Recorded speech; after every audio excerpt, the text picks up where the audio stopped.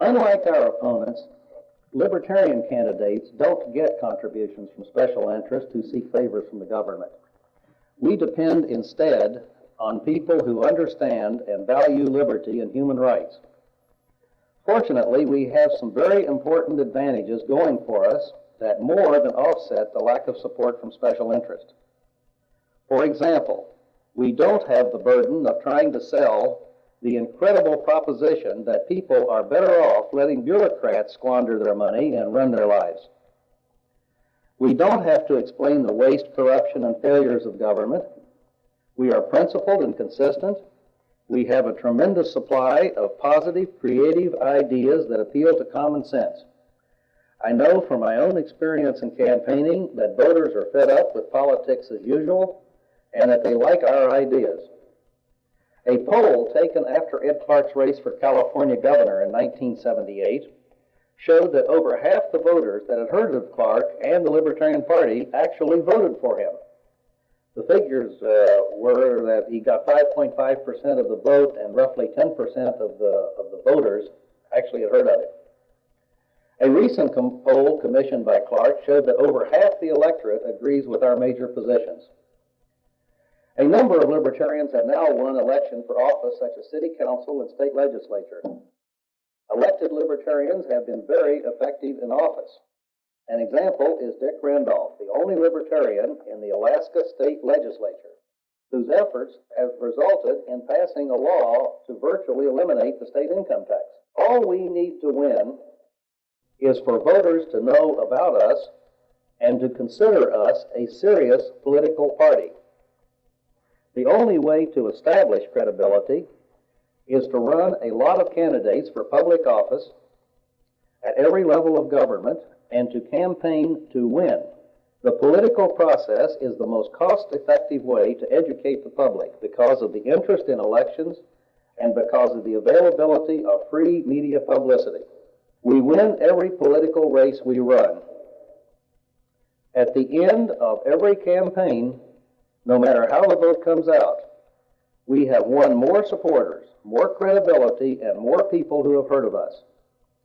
There is a cumulative effect of our work. We are building all over the country, and every election we do better and grow stronger. At the rate we are growing, by the end of this decade, the Libertarian Party will be one of the three major political parties, bringing about a rapid reduction in the power of government. We can have liberty in our time if we contribute time and money now to keep up the momentum. People who support the Demo-Publican candidates on the theory that it is important for the lesser of the two evils to win sometimes accuse libertarians of being impractical. But I say that it is they who are utopian dreamers. What Republican or Democrat has ever left office with lower taxes or less government than at the beginning of their term? Those who keep on voting for the major parties are like Charlie Brown in the Peanuts cartoon, who keeps trusting Lucy to not chirp away the football every time he tries to kick it. The lesser of two evils is still evil, and a vote for either is a message to give us more of the same. The only thing that can be affected by voting for the Republicans is the speed at which things get worse. The Libertarian Party not only can and will win, we must win because we offer the only alternative to a continued march to a socialist police state. A libertarian political party is necessary because no matter how successful we are in educating the public, the politicians and bureaucrats are not going to voluntarily give up their power. They will continue offering different personalities but the same old policy. The only way that they can be voted out of office and their policies reversed is for us to become an effective political alternative. As in any worthwhile enterprise, there will be times we will get discouraged. I recently attended a Libertarian conference at which Roy Childs, the editor of the Libertarian Review, spoke about the future of liberty. He talked about the incredible growth of the libertarian movement in the last 15 years, starting with a group that could and did fit into one living room, which has become tens of thousands organized in every state in the country. Then he talked sadly about the death, human misery, and poverty caused by governments all over the world. He then said that he was often asked by libertarians as to what they should say to those who despair of ever achieving liberty. He replied that we should answer, "We hold these truths to be self-evident, that all men are created equal, that they are endowed by their Creator with certain unalienable rights, that among these are life, liberty, and the pursuit of happiness. That to secure these rights, governments were instituted among men, deriving their just powers from the consent of the governed. That whenever any form of government becomes destructive of these ends, that the people have the right to alter or to abolish it."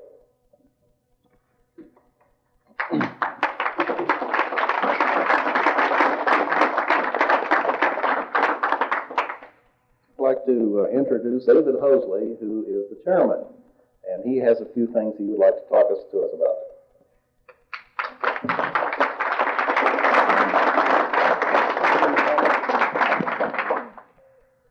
One of the guys I work with asked me the other day an interesting question. He said if a boat were carrying Carter and Reagan and Anderson and it began to sink, who would be saved? Obviously, the United States. There's probably more truth than humor in that statement, as most of us in this room realize. I'd like to review with you for a moment how far we've come to be in this room together this evening. 4 years ago, a mere handful of us, many of whom are no longer in the Rochester area, worked on a campaign of Roger McBride. Scarcely knowing what we were doing, we set up news conferences for Roger, trundled him around to TV and radio tapings, and set up live interviews with local media personalities. We got a minuscule 0.25% in Monroe County. In 1978, there was Gary Greenberg's campaign for governor. More of us put our shoulders to the wheel in his ballot petition drive, and later in spreading the libertarian principles that he so articulately presented. Our vote quantity tripled, and the percentage quadrupled. Last fall, we decided to test the waters with our first local candidates by filing petitions for Brian Erickson, John Zdanowitz, and myself, all running for Monroe County Legislature. The Republicrats took note and, by finding enough technical discrepancies in the filed petitions, were able to deny local voters the choice of a libertarian alternative in Brian's and John's districts. Nonetheless, my campaign resulted in again tripling the percentage that Greenberg had received a year before. These local tallies parallel the growing activity and success that the Libertarian Party has achieved across the nation. Consider, for example, that in 1972, our presidential candidate received 5,000 votes in just 2 states. 4 years later, in 76, McBride got 186,000 in 32 states. In 1978, Ed Clark got 378,000 in California, where he ran for governor, and nationally we got 1,300,000 votes. This year, we're fielding almost 600 candidates coast to coast. It may be a little over that when the final totals come in. For example, I don't think National knows about our 4 candidacies here. Looking again at the local scene, we are, to be sure, setting our sights high. We intend to have 7 libertarians on the local ballots: President, Vice President, Senate, U.S. House of Representatives, New York State Senate, and 2 for the New York State Assembly. And I'd like to introduce to you, at this point, our local candidates. In the 132nd District, which is most of wards 12, 13, 14, and 21 in Rochester, plus Brighton and Penfield, John Zdanowitz will run for the State Assembly.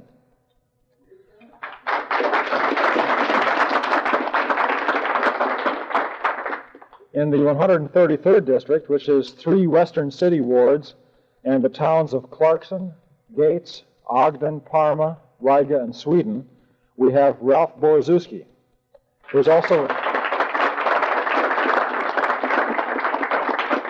Ralph is also running for State Assembly.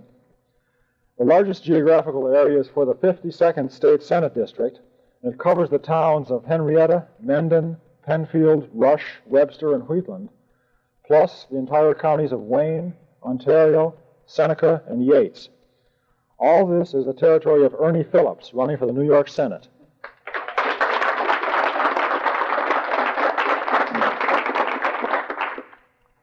Finally, I will be running for the U.S. House of Representatives this year against Frank Horton in the 34th District, and mainly that is Monroe County east of the river and all of Wayne County. We'll be pushing for libertarian alternatives such as tax credit for charity and for educational expenses. We'll call for initiative, recall, and referendum to be available to the voter. We want Americans to be able to vote with their dollars by setting up a taxpayer checkoff for the services that they want their tax dollars to fund. Further, we'll drive home Clark's call for the biggest tax cut in history. A principled opposition to conscription and a return to a foreign policy of non-interventionism will be parts of my campaign platform. To be sure, this is an ambitious program, but we have a number of strengths I'd like to review with you. Think, for example, of the growing media interest in libertarianism. I received recently a mailing from National, and there are a number of clippings attached to it, as you can see. Clippings from the San Francisco Chronicle, the Baltimore Sun, Los Angeles Times, Associated Press, New York Times. And that's only the major newspapers, and only in about a 10-day span in July. Then reflect on the very real and very evident search for an alternative by our fellow citizens who are dissatisfied with Reagan and Carter. Consider the local growth that we've experienced. We can pride ourselves on a per-person level of libertarian activity that is used as a standard from Connecticut to Colorado. When I remember how very much we've accomplished despite our small numbers and limited resources, I can conclude only that, no, this program is not beyond our capabilities. It is a goal which was within our grasp, and it is an opportunity in history which we must seize. We have only to make the effort and reaffirm by our actions our dedication to liberty. You've been indicating tonight, with your contributions and pledges of time and money, by the way, if you have some totals, I could use them, Bruce, that you share the passion for liberty that lives in my heart. No matter how inspiring may be the rhetoric that comes from this podium, it is those contributions and pledges which are the significant leap in libertarian activity and which will produce that heightened public understanding and heightened public agreement with the libertarian principles, and which will spur the discovery of others in the community who will join with us in this historic quest. If you're curious about what will happen to your campaign contributions, they will be put to good use. We'll be spending substantial sums, for example, on producing local flyers and on obtaining material from the Clark for President headquarters in Washington. Selective targets for mailings have already been identified. Camera-ready proofs for local newspaper ads are on their way. Most of you have already heard the Clark radio tapes we plan to air, and if we locate some substantial contributors, we'll be doing TV ads as well.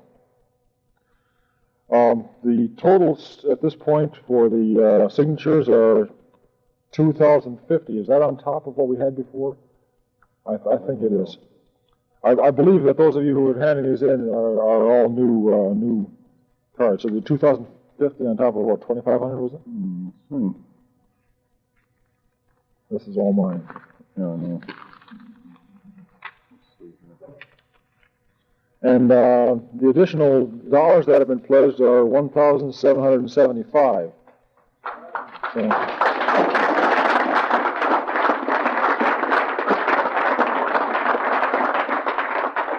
that's definitely the right direction. Okay. The petition drive to get our candidates on the ballot is the first order of business. Since New York is one of the last states to identify which candidates will be on the ballot, and since by the time we file our petitions, it will be pretty apparent that we're going to be on the ballot in all 50 states, you can bet that the major parties, major for now that is, will pull out all the stops to prevent us from offering our libertarian alternative to the people of New York State. 20,000 signatures are required for ballot access. We're planning to file 3 times that many to make our petition challenge-proof. Here in Rochester, we're planning on getting 10,000 signatures, 2.5 times our last record. We plan to start promptly August 5th and collect 2,000 signatures per week for 5 weeks. Tom Huddle has agreed to head up the 3 training sessions. Tom, will you stand up again so folks can remind themselves who you are? Thank you. At these training sessions, some of the old-timers like Alan and myself and Tom and a few others will demonstrate how this is done. We'll be meeting in area homes so we can practice petitioning together and so your questions can be answered. We have several local veterans who will coach you at first, and we will be going out in groups of 2 or more people when we're doing the actual petitioning. All of the scheduling and initial contact with the store managers and plaza owners will be done for you. Now, petitioning can be a lot of fun because you'll meet a lot of friendly and interesting people. You'll also be very encouraged, I think, about our ultimate prospect for success when you talk to some people during petitioning. It's really a great morale booster. It is work, but it really boosts your morale because I think people are honestly looking for a different alternative, and we have that to offer them. As Alan said, a target of 250 signatures per person is only 2.5 hours per week of your time. So fill out those slips with a healthy pledge, as most of you have done already. And if there are any outstanding, hold them up for the ushers to collect so we can get everything together. I'd like to also urge you one final time to see Tom before you leave so that you can select a training session that he has scheduled, which will be convenient for you. Tom? Yeah.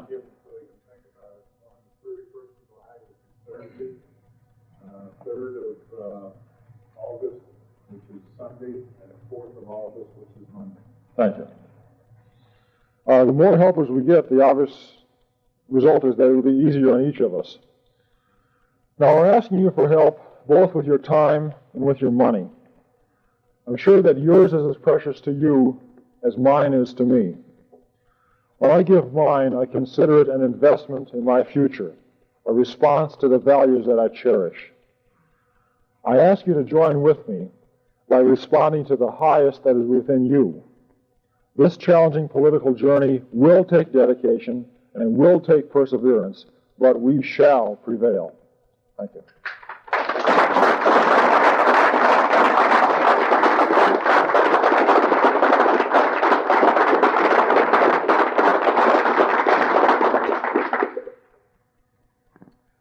Now we come to the main event of the evening. I think that I can testify today that our candidate for vice president has the required stamina for public office because I'm exhausted and all I did was to drive him around. He did, 5 television interviews today and 2 newspaper interviews and I believe 5 radio interviews. And some of them you will be able to catch. One of them is Newsmaker, which is on Channel 10 and will air at 11 o'clock Sunday morning, right before Face the Nation. And in that program, I think the program the Newsmaker could be subtitled this time, David Koch and the 3 Statists. But it was a good program, and I think you sliced them up pretty well. But tomorrow evening on New York PM, on Channel 21, he will have a 5 or 6 minute interview, and probably we should be on all 3 major stations tonight on 11 o'clock news. I would imagine we were on 6 o'clock news. And there should be articles in the Democratic Chronicle and the Times-Union. So without further ado, I'd like to introduce the next Vice President of the United States, David Koch.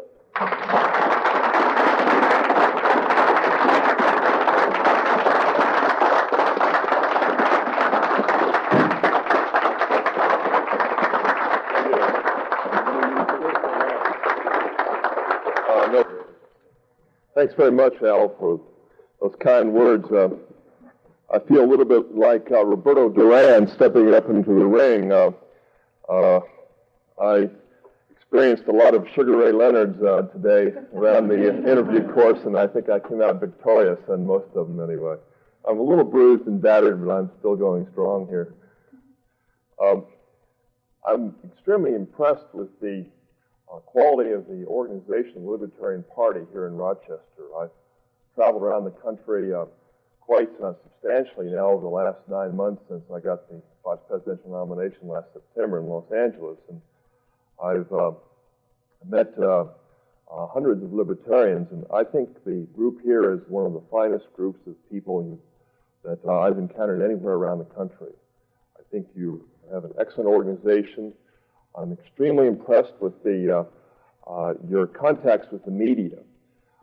Nowhere where I've gone have I received such attention from the media and where I've been taken so seriously. Generally, the Libertarian Party is not well known in many places, and it's really hard to get good interviews. But the programs that I was on today, I think, were excellent, and it's terrific what a job you all have done. I know that it's taken years to develop those contacts, but it's certainly worth it. I suspect that I was able to communicate our philosophy to 150, 200,000 people today, and that's got to have an impact, no question about it. I'd like to give you a progress report on what's happening with the National Party. Many exciting things are happening. It's amazing what has taken place. When I got involved in the Libertarian Party at this national level last fall, I thought it was going to be pretty small time, and we were going to struggle very hard to be heard. We'd be lucky to be on the ballot in more than about 40 states, and boy, was I wrong in my predictions. It's just incredible what has happened. I think the most impressive job of organization that is taking place anywhere throughout the Libertarian Party is the ballot drives.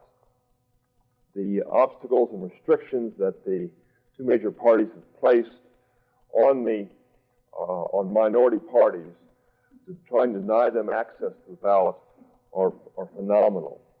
But the Libertarian Party has geared up that ballot drive effort tremendously, and so far we've met the minimum requirements in 38 states. We have not failed to make the ballot in any state where the final filing date has passed. And right now I can say with about 90% surety that we'll probably be on the ballot in all 50 states plus the District of Columbia.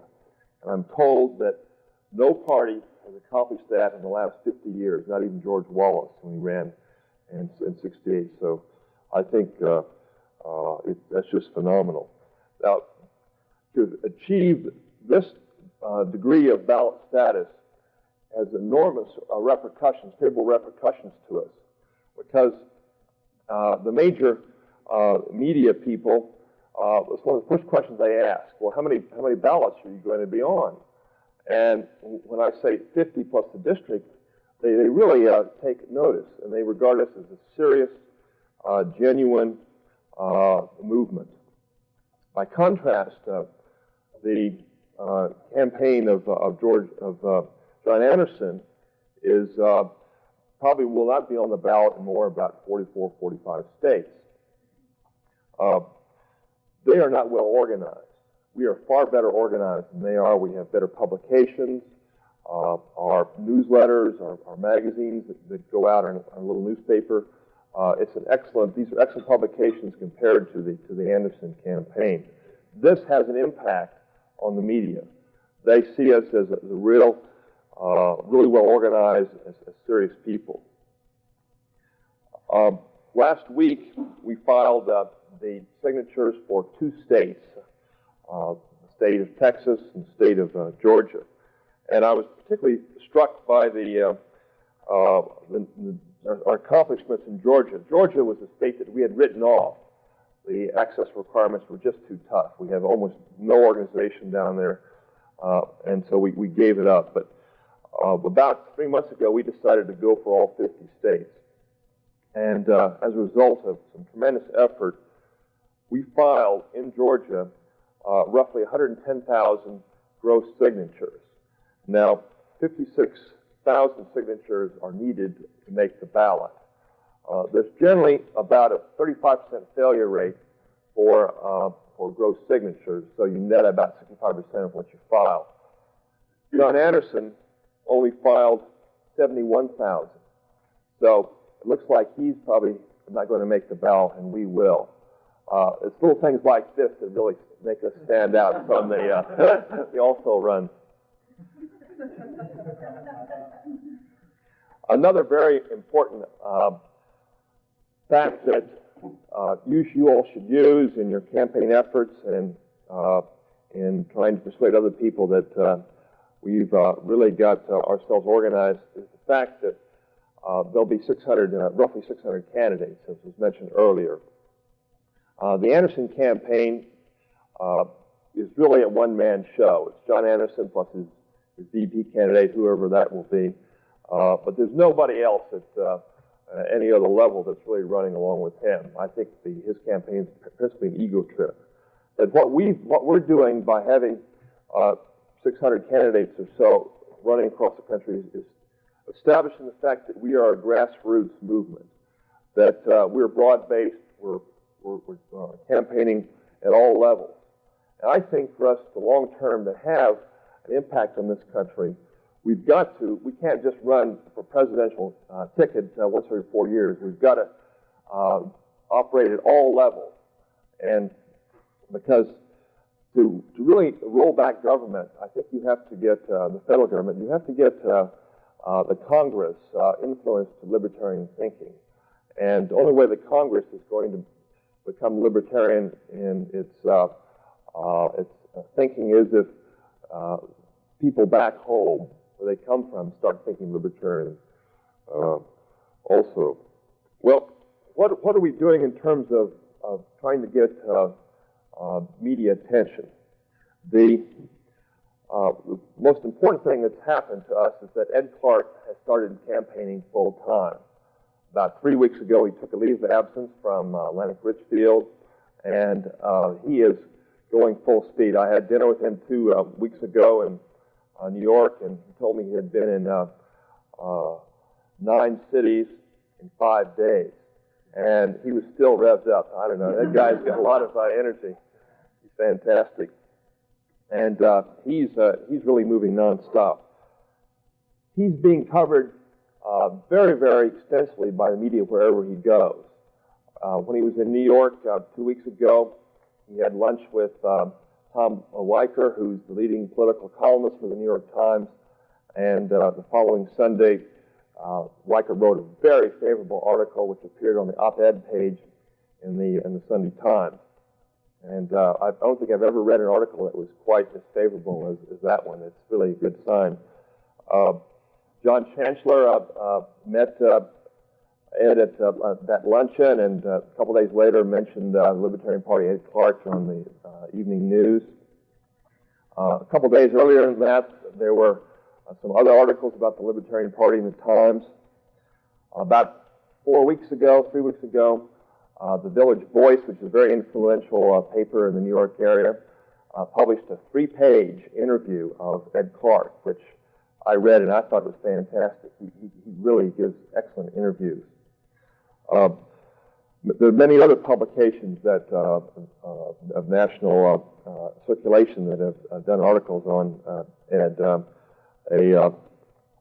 small magazine by the name of Next had a good article on Ed.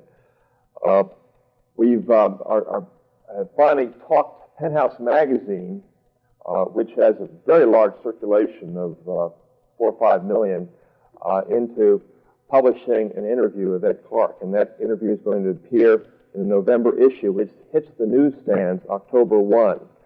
And Penthouse and Playboy Magazine, whether you like the girls or not, do very good interviews of people. You may remember that Jimmy Carter had an interview in Playboy Magazine, which didn't seem to hurt his candidacy. He got elected in spite of what he said there. But that really does give a stature to have interviews in publications of that circulation, of that level. Some other positive developments. People Magazine is going to do an interview of Ed Clark within the next several weeks. And People magazine has a circulation of 5 or 6 million. And these things all add up. They're very cumulative.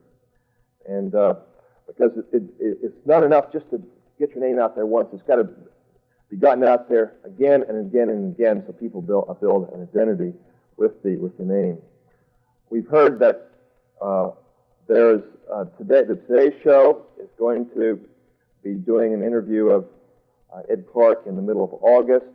I'm not exactly sure of the exact date, but I'm sure you all will find out that date and can let people know so that you can watch his interview. The major interview programs of Meet the Press and Issues and Answers and the equivalent programs of this nature, we think will invite Ed Clark to appear on the program.